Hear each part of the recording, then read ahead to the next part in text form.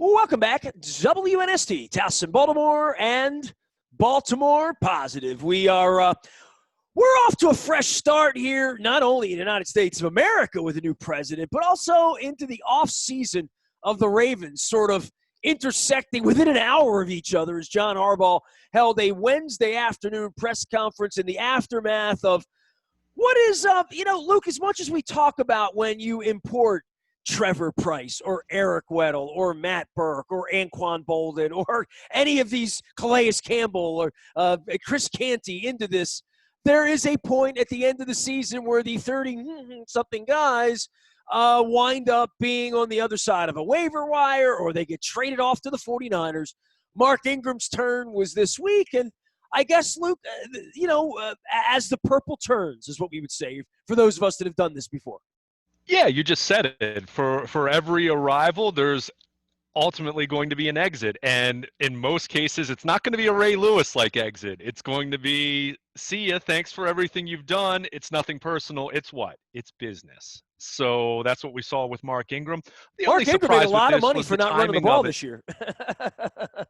Yeah, it's very true. Yeah. And the reason why the Ravens aren't keeping him is they weren't going to pay him $5 million to be the number 3 running back again. So the move itself, anyone who thought Mark Ingram was going to be back, you weren't paying attention. $5 million off the cap.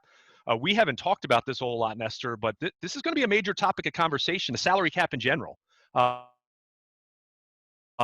We're talking about a salary cap that has not been set yet, but the cap for 2020 was just a hair under $200 million. We know that over the summer, the union and the NFL set a floor at the lowest the salary cap can be for 2021, I believe $175 million. Doesn't mean it's going to be that, but we're so used to seeing these $10 to $12 million increases per year in the salary cap if you look back over the last 10 years. And we're not going to see that. And there's likely going to be a decrease. And it could be a very significant decrease. So that puts the Ravens going to have one more year of significant financial flexibility with the salary cap.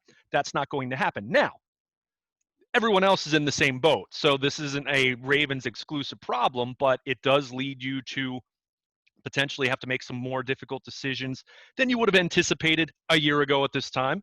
Mark Ingram, even if there were no pandemic adjustment to the salary cap, the writing was on the wall. He's a number 3 running back. He doesn't play special teams.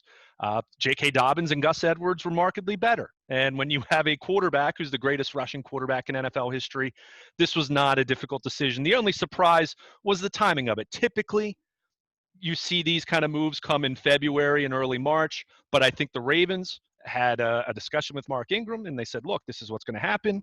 I think you know it. We know it. It's nothing personal. We love you. We love what you did for us in 2019. We love the leadership you brought the last 2 years, but it's time to move on. And I think Mark Ingram understands that and gives him an opportunity to hit the market much sooner and potentially catch on elsewhere, because this is going to be a fascinating free agent market with the adjustment, the lowering of the salary cap.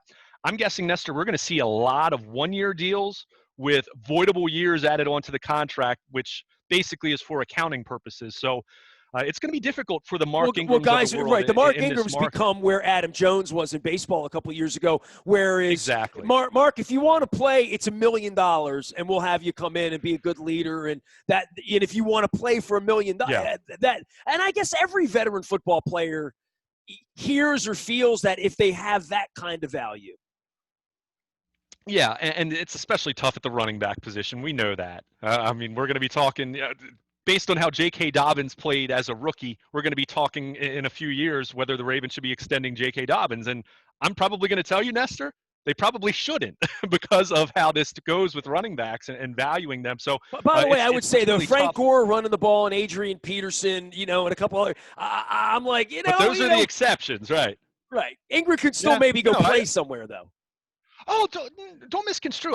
I'm not saying he is completely done in the NFL, but when you're 31 and you are coming off of a year where you didn't play as well as you did the year before, and let's face it, in the same way that we would talk about wide receivers having their overall value stunted from playing in this offense from a business standpoint, we could say the opposite for running backs having their numbers inflated, because when you have Lamar Jackson as your quarterback, you're playing 11 on 11 football as opposed to 11 on 10. So again, not surprising. The only surprise was the timing of it being so quickly after the season. You rarely see that.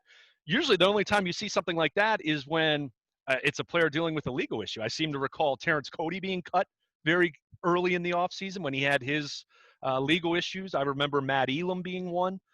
But normally you don't see salary cap releases until sometime in February, early March. So I was surprised by the timing, but the outcome, not so surprising, but was nice to see the Ravens give him a nice little send-off. And I think Mark Ingram will forever be known in these parts as being the hype man for Lamar Jackson's MVP campaign in 2019. And, those appointment viewing post-game press conferences with Mark Ingram, I think people will remember those for quite some time. But, hey, he was a heck of a football player for the Ravens in 2019. Hey, McMahon may pay you more to come wrestle. Right. I'm not sure, right? I mean, that's right. Your brother would like that, right? It would blend right in the Jones household for sure, right? No question. It was one part WWE, one part Muhammad Ali. So, but it was fun. And again, Mark Ingram, when you have a running back in his late 20s sign a 3-year, $15.5 million contract, at the time, I would have told you there was probably a pretty darn good chance that's going to be 2 years and not 3. But that's how this works. We understand. Well, that's where we are with Calais Campbell. That's where we were with Weddle, with Steve Smith. We thought out of all of them, we get one good year and one so-so year. Yeah. It was a good signing, and I think that's where you are with anybody on the other side of 30. That's probably what they thought of Earl Thomas when they signed him, right? They wanted him for last year and this year, and it didn't work out that way. Yeah, I mean, the Earl Thomas one, that came up short. But you're right. When you're talking about a 4-year deal for a veteran player, you're typically thinking at least give us 2 good years. If you can give us a 3rd year, that's okay. Then we'll take that as a win. Earl Thomas, 1 good year, but nothing special, and then off the boat, thrown off the side of the cart, so to speak. After that, yeah, that wasn't ideal. But typically, and we've talked about this a lot, for the most part, the Ravens, when they add veteran players in, whether it's leadership, but certainly you want the production as well, for the most part, they've done well. There aren't too many of those Earl Thomas deals where you say, yeah, that was a loss. So, I think with Mark Ingram, look, I don't know how much of Mark Ingram becoming the 3rd running back was even that he was all that terribly bad. I mean, let's face it, none of those guys, their running game had issues in the first half of the season compared to what it became at the end of the year. So I'm not going to sit here and say Mark Ingram was their problem early in the year, but J.K. Dobbins and Gus Edwards were markedly better. They're younger. That's typically how this works. It's a young man's game. So I don't think there's anything to be overly disappointed about with Mark Ingram. I think you wish him well, and you hope he's a guy that you bring around every once in a while to come hang out for a pregame ceremony or come talk to the team in Owings Mills. So no ill will or no hurt feelings. I'm sure deep down there's probably a little bit of that with him because, you're told you're not wanted anymore. I think that's difficult for any veteran player who's been as successful as him. But Ravens moving on there. But again, no surprise to that whatsoever. Just the official nature of it just a little sooner than I anticipated. He is Baltimore Luke, and Luke at WNST.net. I would say you'll be in Owings Mills, but we will be virtually next week for what has become the State of the Union. And my first question is, why doesn't Steve Bisciotti do these anymore? So that'll be my first question for Dick and for Eric next week. But John Harbaugh sat down in the aftermath of all of this on Wednesday morning. I was inauguration, focused on Wednesday because I just was and I am and still am to some degree and concerned about all of that. Welcome, by the way, Brandon Scott is coming on the Baltimore Positive this week. We'll talk about reopening the bars and restaurants. Bill Ferguson will also be here this week, so still doing some great work. Luke, the aftermath of all of this is, I guess, a defensive posture to say we didn't win the Super Bowl, and now we have to, pound sand for another 54 weeks, right? At this point, 54 weeks before we can do it again. For Harbaugh to acknowledge the wide receiver thing or for it to come up in the way, and John can be combative during the season and very introspective in the offseason, as I'm sure you and I have been made aware of that, right? In privately and publicly, right? So, I don't know where it is, and I know they're going to have their summit down in Florida, or maybe they'll do it virtually, right? But they used to just get together and smoke cigars and eat big fish and put steaks on the grill down at Steve's house in Jupiter, put their feet up and decide the direction they want to go. In the aftermath of all of this, the notion that they're not throwing the ball well enough is a pretty universal description of what people would say about it from the outside. If they don't feel that way, then fine. The only way to answer that is to run your way into a Super Bowl in January and to win 3 games this time of the year against this competition on the road, the way they tried to do it. We'll see if they can do it at home next year, whether crowds will be involved, whether people will come back, right? But for me, there is legitimate criticism and there's constructive criticism and there's, well, that's not fair. Right. None of this is that's not fair. I mean, they're a really good football team. Can they make the next jump? They'll make that jump when their quarterback throws the ball better and their offense conducts itself in a more balanced way. That is a belief I will hold. And if they can go win a Super Bowl with the 32nd ranked passing attack and get through this gauntlet this time of the year and win these kinds of games, then they win a Super Bowl. Until then, the jury is out. And that's fair. The one thing I will say that I think is unfair criticism, and I'm going to pick on you a little bit. I'm glad you brought it up because I was going to bring this up anyway. Is John pissed at me? We need no. I don't think so. I don't think so. I'm sure he has been before. He's been mad at me before. Whatever. But the one thing I think we need to start, and I've hammered this point in baseball as well. We need to stop looking at counting stats. The Ravens did not have the worst passing game in the league last year by volume. Yeah. But when you look in terms of efficiency, when you're looking in terms of yards per attempt, they're not 32nd in the league. Understood. They weren't 27th. I think last year they were 27th. I'm not a big fan of using those numbers, and I never use them, right? So the fact that I just used it, the only reason I used it is because they're 32nd, and the only reason I used it is there's no way to justify that. You know what I mean? To me, it needs to be better, that doesn't mean it needs to be 31st or it needs to be 33rd. It just needs to be better when you're losing and better when you need to throw the football. When you need to throw it, you need to be able to throw it. And they can't do that right now. No question about it. No question. I mean, just to finish my point, we need to not look at it in terms of volume. This team's rushed for over 6,000 yards the last 2 years. I mean, as John Harbaugh put it on a Wednesday, you can make the argument this has been the greatest rushing offense in NFL history over a 2-year period. I mean, they set a record last year, and they went over, they cracked 3,000 yards again this year. That's where they were. I mean, that is insane territory, especially in this day and age. But when you run for that much and you are that successful running the ball, you're not going to be able to pass it as often. Because you're not designed and you don't have the personnel for it. See, that's where I'll disagree with you a little bit in terms of because you don't run it a whole lot, that doesn't mean you can't be good at it. Here's the difference. So last year, I think I said off the top of my head, I want to say they were 27th in passing yards per game. However, you look at DVOA, which Aaron Schatz, Football Outsiders, that's his efficiency metric. I'm not going to dive into how you get that number. There's a lot of complicated, there's a formula that goes to that. The formula he's tweaked for years and years, but it comes down to efficiency. It comes down to success rate. It comes down to situational football. When you're throwing, 1st and 10 compared to 2nd and 3 compared to 3rd and 15, it adjusts for opponents. It does all these different things that kind of give you a number that you can use as a standard. We've talked about this with league-adjusted ERA in baseball. We've talked about this with league-adjusted OPS in baseball, a way to account for differences in competition, a way to account for differences in ballpark in baseball. Football, that's not as much of a thing. I think football, one of the things that always throws stats is what's the score in the 3rd quarter and the 4th quarter of the game. No question about it. To set up game circumstance because baseball changes in the late innings, situationally based on score, but football changes way more. Football changes play to play.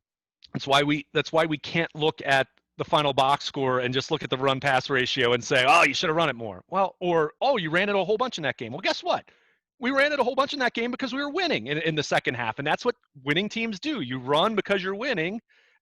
The Ravens now are they've broken that mold, but conventional NFL football in 2020, 2021 is you're passing the ball to get a lead and you're running the ball to protect a lead. You're running you're running the ball to protect a win. So to go back to what I was saying about And by the way, 2019. there were a lot of teams that couldn't do that, right? Teams that are Correct. so good at passing. The Houston Correct. Oilers blew that lead for a lot of reasons 30 years ago. Sure. But one of the reasons was they weren't designed to run, they weren't built to run, and even when they got ahead, they didn't know how to run and they didn't have confidence in running. So ditto, blink yourself to the Ravens to say, why don't they pass much? Because they're so good at running. And when they go to pass, they're not great at it because they're not built to do it. And so keep going. Well, but that's the key. They have to be built to do that at a higher level. And here's the difference. So I mentioned 2019 that they were very low, bottom five-ish in terms of passing yards per game. We know that they were very, very low in passing attempts because they ran for 3,300 yards or whatever it was. But here's the difference. In 2019, they ranked 12th in the league in yards per passing attempt. We need to look at yards per passing attempt. In the same way for running backs. Look, you can give the ball to a running back 35 times and he has 100 yards. That's not a very good day. That's not an efficient day. That's the definition of efficiency. What you're talking about, the efficiency would just be the word for that. Yeah, we need to get away from counting stats. A great example, you're a baseball guy just like me, Tony Batista, 2003, 26 home runs, 99 RBIs. That sounds like a great season, right? He had 235. He had a 270 on base percentage. He had a 663 OPS. He had a terrible year. Why did he have a bunch of RBIs? Because he was hitting third or fourth in the lineup, and you had Brian Roberts and whoever else ahead of him, Melvin Mora ahead of him, getting on base. So he had tons of opportunities. It's just like a running back. Yeah, if you give him the ball 35 times, he's probably going to have a good chance of running for 100 yards. But if it's only 100 and not 180, then that's not a very efficient passing game. We talked about this a lot at the end of the Joe Flacco era, where we would say, well, they need to run the ball more. But then you'd look at it and you'd say, well, they only average 3.1 yards per carry. I'm not sure that's the answer, running it more when you're not running it well. So the difference in 2019, as I mentioned, they were 12th in the league in yards per passing attempt. And I mentioned DVOA. Again, it's a nerdy stat. I get it. And lots of people don't want to hear that. But what did we talk about with the Ravens passing game in 2019? The efficiency. Lamar Jackson did not throw the ball a whole lot, yet what did he do? He led the league in touchdown passes. Now, as I told you before 2020 even started, there was going to be some regression there. Statistically, in the same way that you talk about a baseball player who has a career year and hits 350, you're not going to project him to hit 360 the next year. You're probably going to say he's probably hit 315, 320, 325. That's when you have a career year, you're going to project there to be some regression.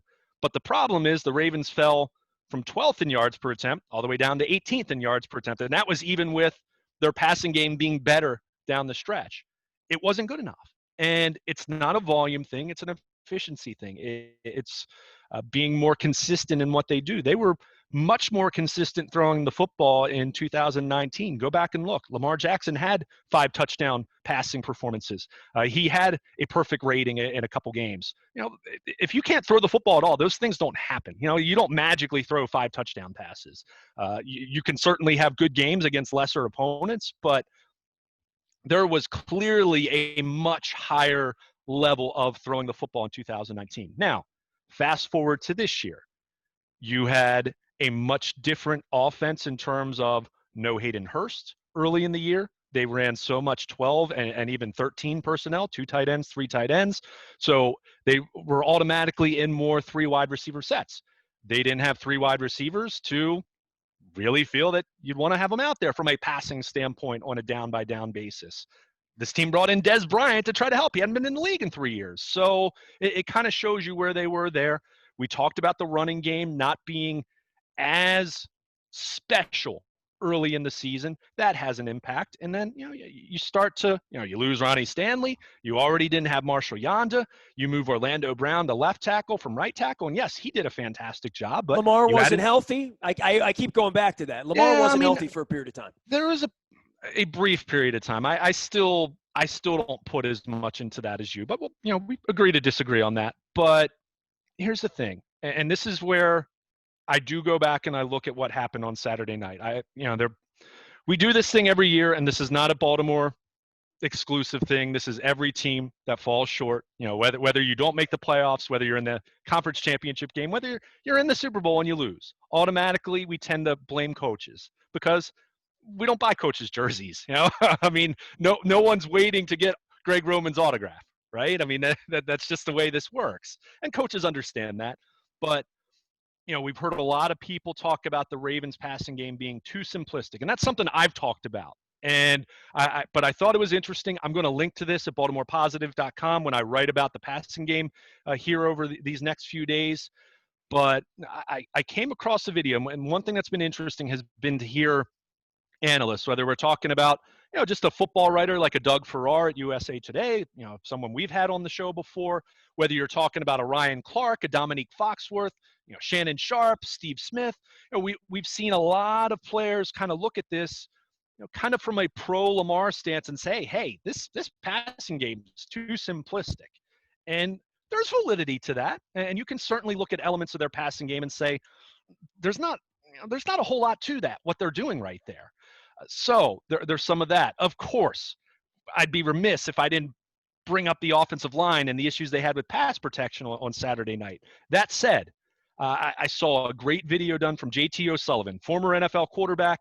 He's a coach. He kind of has a quarterback academy that he does. He kind of coaches up, but he does a YouTube thing where he breaks down tape.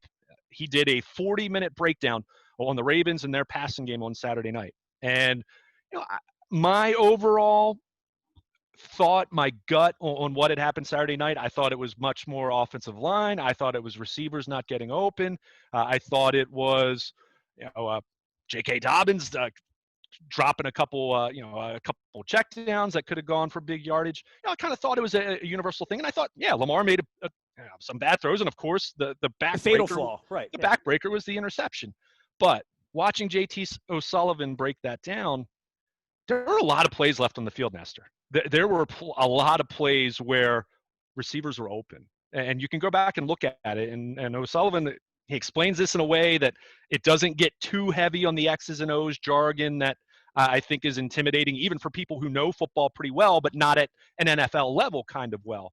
But, he had an opening monologue, so to speak, about the Ravens offense. And I want to share a little bit about that because I think it summarizes so well where they are right now in terms of, I don't want to say they're at a crossroads because of course they're going to pay Lamar Jackson, and they should. And what would be the alternative? This team's won 26 games over the last 2 years. It's a really high floor. And even if you're concerned about the passing game ultimately not getting to a level that it needs to get in order to win a Super Bowl, you're still talking about a team that's making the playoffs every year. And let's not lose sight of the value and the entertainment level of that and everything that goes into that. But this is what he had to say about the Ravens passing game and about Lamar Jackson. And I'm going to read it. I transcribed it. It's 150 words. Does the system allow for Lamar Jackson to probably thrive? No, but what is the constraint? Are they not pushing the envelope because they don't have the capacity as an offensive unit, as a perimeter skill group, as decision-making goes from within the pocket? Or are they just letting them down? Should it be more? Should he be able to do more? I can see why maybe they are self-containing themselves with only a certain number of drop-back plays, because there are times when there are things open down the field, and for whatever reason, the ball isn't delivered. And then there are other times when they run the same play a few times, and it's not that great of a play, or there are communication errors as far as where maybe someone was open the previous time they ran the play. Just getting all those things aligned to me, there are just some missing parts. I'm excited to see what Lamar Jackson, where he goes moving forward. He is a special, dynamic player in the league. he really deserves a better drop back game and really an RPO game because the run game is so special and has been so special for so long. I think everybody wants to see that matched with the pass game, with the play action game, with all the things we maybe got a glimpse of last year during his MVP season. So this is an individual who was not someone saying that Lamar Jackson's a running back or a wide receiver. He clearly acknowledges that there are things they can do schematically better. He's acknowledging that, yeah, they could absolutely have a higher end established wide receiver to not just help Lamar Jackson, but what would that do for Marquise Brown? What would that do for Mark Andrews? But when you see him go through the tape, the comments that Willie Snead made after the game, which didn't get a lot of attention because it was probably 12:30 in the morning at that point, late Saturday night into early Sunday morning. But Willie Snead, and he didn't say it disrespectfully, but he did allude Well, he to played the in a very fact that complex system, right? I mean, he did. he and Ingram running around with Drew Brees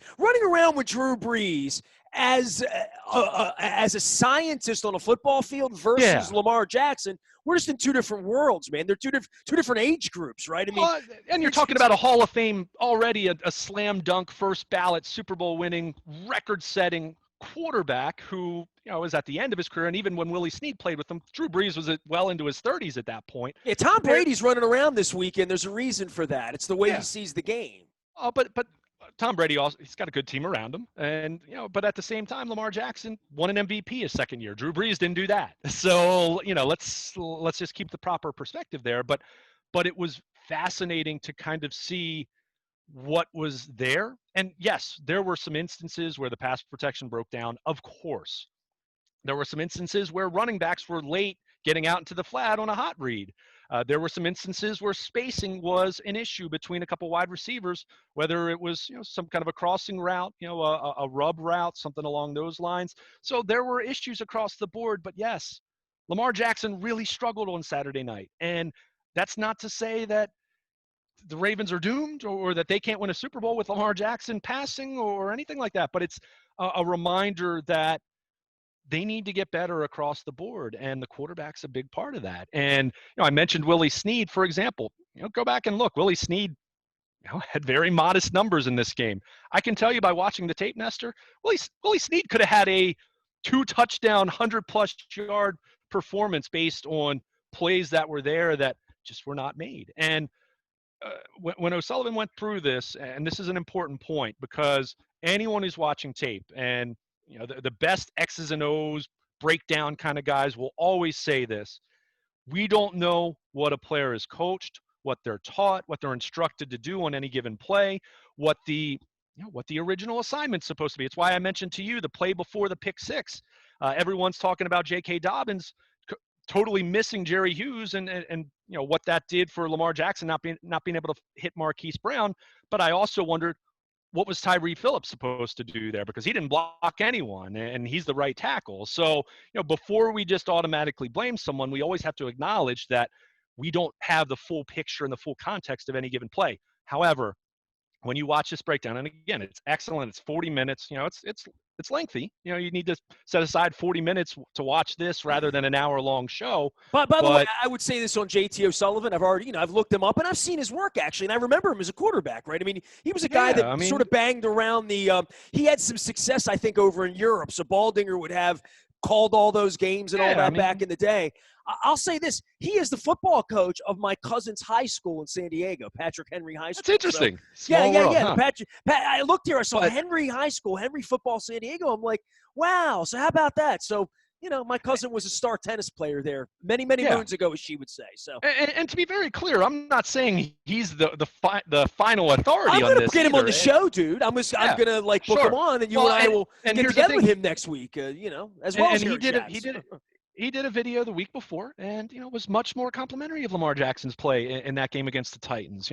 Of course, he had the interception early in the game. That was cringe, but overall, he played a good football game. And the big completion to Mark Andrews that you and I talked about so much. He was, he said that's a play that one of one makes in the NFL to scramble away from a free blitzer and hit your tight end 17 yards down the field on the sideline to convert 3rd and 7. Lamar does so many incredible things, not just not just when he takes off and runs for a touchdown, but to get away from pressure, to move in the pocket, to do things that no other quarterback in the league does. But when you see some of the deficiencies that are kind of broke down by an educated viewpoint, it is a reminder that, you know what, let's have some perspective here. He just turned 24.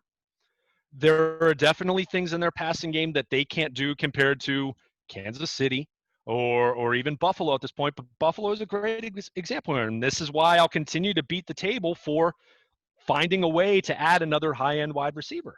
If you broke down Josh Allen tape a year ago at this time, no one's talking about him as an MVP. They're talking about him as a guy that, he was kind of sort of along for the ride on that Buffalo team. He ran the ball well, and he's got this big arm, but he doesn't know where it's going. And you saw bringing in Stephon Diggs, and that wasn't the only thing. He put in the work, and Brian Dable, their offensive coordinator, is very highly regarded and has been interviewed for head coaching jobs, et cetera. But you saw him take an incredible leap from year 2 to year 3. Now, we saw Lamar Jackson take the big leap from year 1 to year 2. We all acknowledge he threw the ball tremendously better than he did as a rookie. The question is, how much better can he get now going in from year 3 to year 4? Because this is where the Ravens stand, and this is where there's some middle ground here that we all have to acknowledge. And John Harbaugh was defensive at times on Wednesday, and I get that. And I even said I stuck up for him on the whole 32nd ranked passing attack. They're not legitimately the worst passing attack in the league, because we shouldn't be looking strictly at yards per game.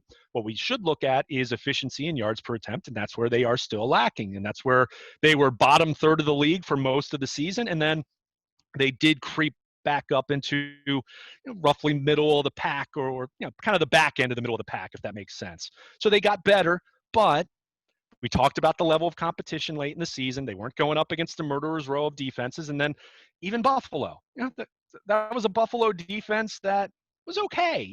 They weren't anything special. They were 14th in total defense. They were 16th in scoring defense. I mean, they were not terrible, but they weren't anything special. And you scored 3 points. And here's the dilemma now. If you're the Ravens looking at this, forgetting about all the noise, you have this phenomenal, historic rushing attack, and you have a passing game that needs to get better. So how do you get better? One of two things. You somehow make your historic running game even better than it already is, which I just don't know how much more you can squeeze out of that at this point. I mean, and we saw that for a good portion of the year where they weren't on the same pace. J.K. Dobbins, and clearly going to more of a counter and gap scheme and edge runs and things like that, certainly took their running game to a level where it wasn't earlier in the season.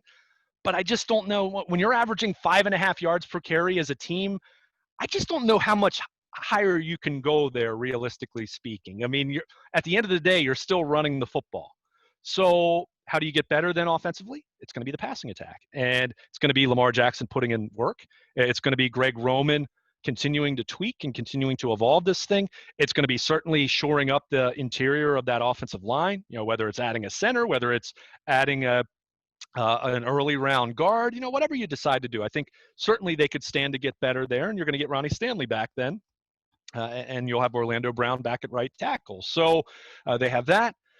They need their running backs to be good in pass protection. We talked about the J.K. Dobbins, example right before the pick six, and it's a matter of I still think trying to bring in more pass catching talent, whether that is a legit quote unquote number one receiver. I mean, I asked John Harbaugh where that kind of ranks as far as their priority list. I mentioned year 3 for Joe Flacco. Who was brought in? Anquan Bolden.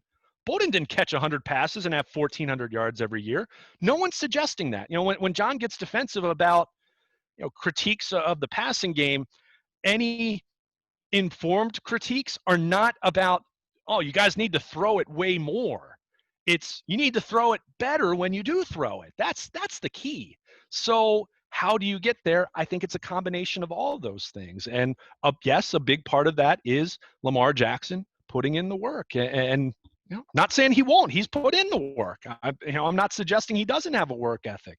We've seen a tremendous work ethic over the last couple of years, but there's more work to be done, and he'd be the first to tell you that. But seeing this breakdown, and when you get a few days removed from it, the emotions of it wear off.